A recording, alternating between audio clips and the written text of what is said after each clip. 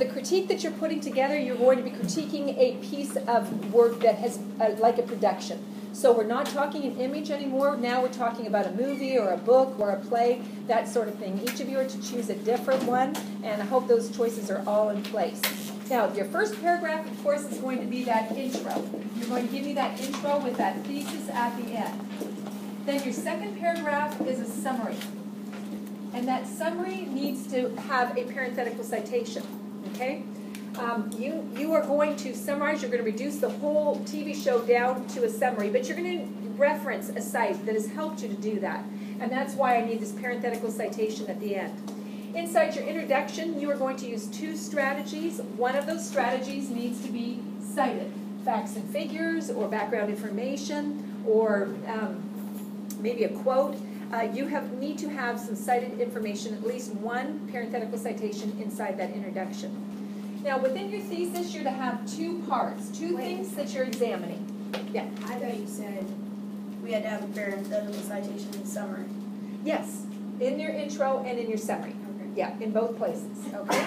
Now, your thesis statement, this last statement, the sentence of the intro, you're going to have two parts that you're going to be examining, two things that you're going to be examining about this movie. It could be the setting as well as the character development, or it could be the romantic theme and surprise ending. I don't know what two things you're going to be rhetorically analyzing about this, but you're going to be convincing me, the reader, the audience, yes, watch this movie, or no, don't watch this movie, and here are the two reasons why. I'm assuming you have chosen something you like, so you're going with a yes, watch this movie, and here are the two reasons why.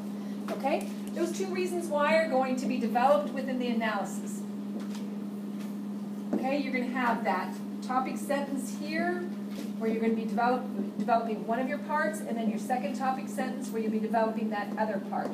You guys, you need to have sources in both those body paragraphs. Again, a source for the body paragraph 1 and source for body paragraph 2. So make sure that you've got a parenthetical citation here and here. So what we have is a parenthetical citation in the intro, another one in the summary, another one in the first body paragraph where you're analyzing that part, another one in the second body paragraph where you're analyzing your second part. Okay, there are your four sources, and I want all four sources to show up on your works cited page. Now, so far, what we don't have is an I. Okay, you're not going to, and you might use an anecdote as one of your strategies in the intro, and that's okay if there's an I there. Otherwise, no I, no I as in I'm referencing my own opinion. You get to do that in the fourth section, and that's the response. You get a whole paragraph where you get to talk about, I like this, I didn't like that, this was great, this was amazing. Now, you're going to reference back on some things that you have already talked about in the sources. I agree with so-and-so. I thought this was excellent. I cried at the ending. You know, you can give your I as much as you want in this fourth body paragraph. Now, we are still clearly having problems with conclusions. That is where you guys are tanking on your rhetorical analysis.